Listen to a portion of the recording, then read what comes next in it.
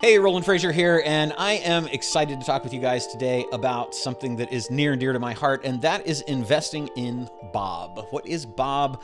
Bob is boring old businesses. Boring old businesses. Warren Buffett talks about those a lot. That's what we're going to talk about today. Before we do, I would sure love it if you guys enjoy this kind of stuff, if you would be kind enough to subscribe so you don't miss any of the things that are going on. Click the little bell so that you can also be notified whenever we release a new video. And we, of course, love it when you like, comment, and share our stuff. So that said, I want to kind of jump into the pros and cons of these boring old businesses that Warren Buffett refers to. He likes to invest in boring businesses because he doesn't want to have the risk of disruption, and he likes a solid track record. And this is something that is not present in startup businesses. So startups kind of sound sexy, right? It's like, it's new, it's great, you know, maybe it'll be the next Facebook, Meta, Uber, Airbnb, whatever. But the challenge is that so many of those startup businesses fail. And so, like, if we're looking at normal businesses, kind of the average business that the Small Business Administration in the United States would look at, they say that within the first 5 years, 65% of businesses fail. I know you see all the stats out there.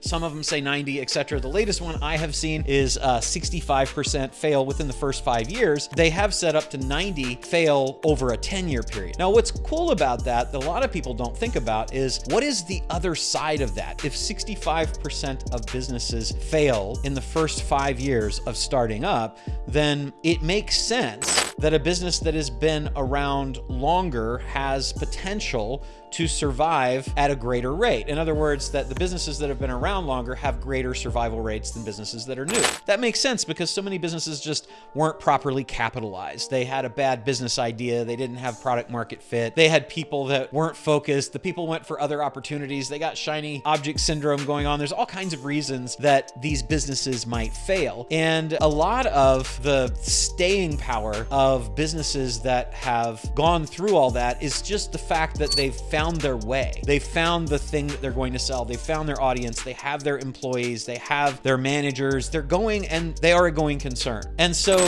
rather than taking the risk that a business is going to fail, why not think about acquiring one of these boring old businesses? Old meaning it's established, it's been around. So when you're thinking about these businesses that have been around, they've already got customers. They've already got suppliers. They've already got sales. They've already got profits. They are going. And that gives them a huge advantage over somebody that has no momentum. Momentum is everything in business. And so if you've got a business that is going, that has momentum, that's got a way greater chance of success than one that doesn't. One that doesn't might have this amazing invention, tapping into some new market and everything. But the problem is that those fail so much. And the statistics from Silicon Valley on those smart people who are really positioned better than anybody else to be successful is that 75% of those businesses fail. Like, that's with all of the smart people, all of the good consultants, the good attorneys, the good funding people, investment bankers, and all kinds of money going into this business. They still fail 75% of the time. And if you're a first-time entrepreneur, you do have a 90% chance of failure. So there's all kinds of failure going on in startup businesses. And so I just ask, why would you choose to put your money into something that is completely unproven, has no momentum, you know is going to have a lot of ramp up, it's going to require a lot more effort to get started, and it's got this giant chance of failure, where on the other hand, you could invest in something that has been around for a long time. These boring old businesses that exist that already are profitable. And here's the thing, there are millions of those businesses. And there's about 50 million of these small and medium-sized businesses that we might think about investing in and acquiring interests in. And of those, at any given time, only a few of them are for sale, right? Maybe 10 to 20% of them are for sale. But a lot of the businesses that are around just don't have anyone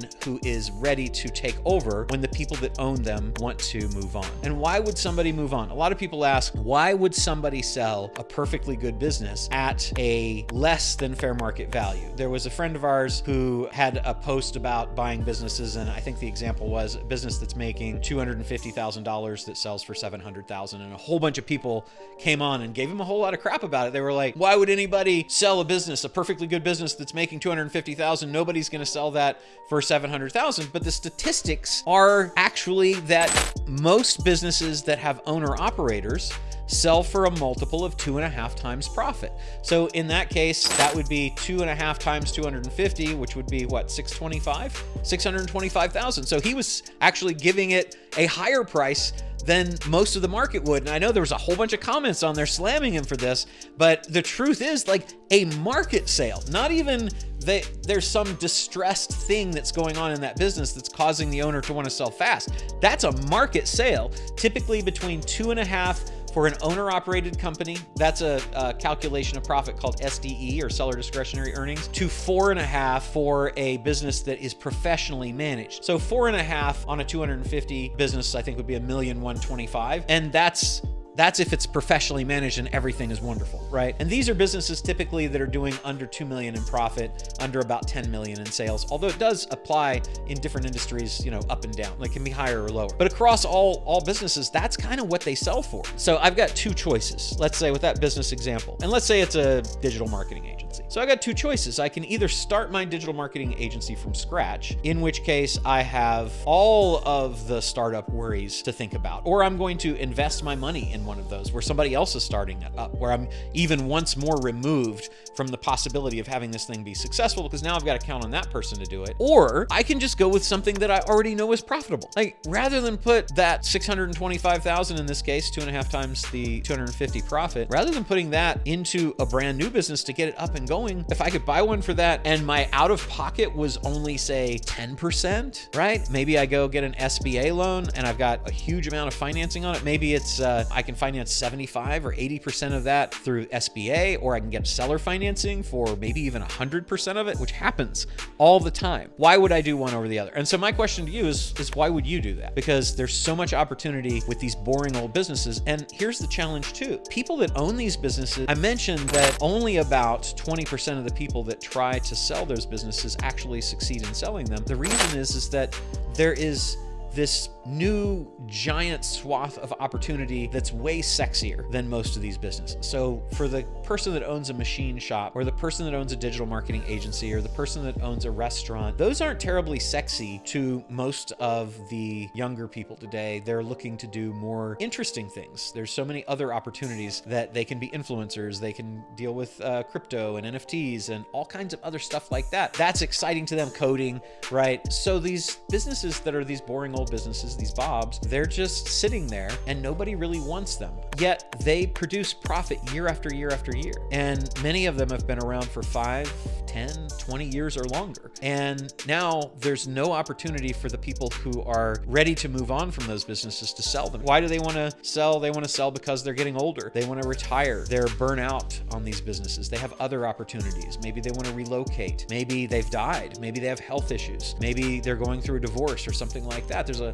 whole bunch of different reasons that somebody would want to sell a perfectly good business. That's the opportunity. So I think it's really important for us to think about what we can do with these types of businesses. And I think also it's good to think about the opportunities that you have with these businesses, because they are mostly older and they've been around. They are often neglected. And so that means that there's tremendous opportunity to take them to the next level. And one of the easiest opportunities is just to raise prices. Most business owners forget to raise prices. Now, I know you might be thinking, well, they're sure not forgetting for most of the things I want, but I'll tell you that road paving businesses and many service businesses, housekeeping services, plumbers, locksmiths, even doctors and lawyers and accountants and tax preparing professionals, all of these types of businesses tend to forget to raise their prices. And so when you raise price, you get 100% of the price increase falling to the bottom line, because there's no additional cost to raising the price. So when you raise the price, you instantly make the business more profitable. So when we're looking at acquiring these businesses, we go in and we say, what are all the opportunities that we have to take a look at, kind of dust off the business and blow away the cobwebs and say, where is the opportunity for increased profitability? The very first place we'll start is price. Can we raise prices? But then there's just all kinds of opportunities to expand the business, because they haven't really focused on it. A lot of these businesses have no email list. They have no customer list. They haven't taken the time to take their customers and then start a campaign to reach out to them. They don't have a content calendar. They don't have a promotional calendar. They don't think about what are the other products or services that they could be offering that their customers right now are buying from someone else. Maybe they're buying something in immediately before or during or immediately after the time that they become a customer of this business. And whether that's a product or service, can this business offer that? Can this business maybe acquire other businesses that offer that, or assets like products or services? Or if you ever wanted to do a startup, maybe buy a business that's already got demand and then start your new product within that. But all of those are huge, huge opportunities to expand these existing businesses. And most people are accidental entrepreneurs. They're not people who are sophisticated business people to start with. And so there's tremendous opportunity to go into these businesses and give them new life and grow them, double, triple, quintuple them. The ability to pivot as well. There's all kinds of pivot opportunities. It's way easier to pivot an existing business that has branding and demand and customers and cash flow than it is to start something up from scratch as well. One of the great pivots I think you can look at is what IBM did. IBM was selling it was I think International Business Machines, right? It was selling computers. First typewriters, then computers, and then kind of was like, it's really hard selling these things because we're in a race to the bottom with all of these other people that are selling these types of things, and everybody's trying to get a better price out there. Why don't we just go into the cloud and really focus on those kinds of things? And so they did a big pivot. And you'll see this even within existing companies that are maybe not a complete pivot away from something, but into an expansion. So like, let's look at Apple. Apple has really good hardware, but most of Apple's profits over the last several years and most of the growth in their market cap has come as a result of the services that they're offering. And so maybe you've got a company that you're going to acquire that's offering products right now that could be offering services, or maybe it's one that offers services right now that you could offer products to. Maybe it's one that's offering physical products that you could offer digital products, which have roughly a zero fulfillment cost that would dramatically increase margin. Maybe it's a company that you could acquire and then you could buy its supply chain up to its suppliers or down to its distribution chain. Maybe you could find some intellectual property license. Maybe you could bundle some media together and buy some Facebook, Instagram, TikTok, YouTube channels and bring those in. There's all kinds of ways to expand the profits of these businesses. And if it's already profitable, then all that extra profit falls to you, and the energy that it requires, the effort that it requires to get these new things done and added to an existing business to drive a whole lot of additional profit is so much less than the effort that's required to start something from scratch. It's just that huge momentum startup curve that you avoid when you buy an existing business. And there's all kinds of ways to do that. You don't need a big pile of capital to do it. You don't need a lot of personal credit to do it. I've got trainings that are free, a challenge at getepicchallenge.com where we talk about how to do that. But really, I guess just thinking about all the things that you could do to grow a business that you acquire. Another great example, if you're looking for something to check out, would be Marcus Lemonis, who's a friend of ours. He ran a show for several years called The Profit, where he would go into these businesses that were having trouble. Now, I don't want you doing turnarounds. I want you going into profitable businesses. But even in profitable businesses, a lot of the things that you'd see him do on that show apply. You go in and you find a business has all this obsolete inventory. So you liquidate that inventory and take that cash, reinvest the cash into the inventory that's selling, reinvest the cash that's sitting in the dead inventory that's never going to sell into the business and into the things that make profit, or into advertising so you can get more customers. That alone is one thing I watched him do in almost every show as he went in and helped doing the turnarounds. Well, you can do the same thing. Even though the business is profitable, it's very likely got dead inventory or dead product or service offerings. And just getting rid of those and saving the cost associated with it or selling them off to somebody else can provide a tremendous amount of capital as well. So really just kind of thinking about what are my options in going forward and making an investment. Can I invest in something that I have thought about starting up myself? And maybe you've got the experience. If you don't, why would you do that? Maybe you have knowledge of the markets. If you don't, why would you do that? You've got to it's like crazy to go into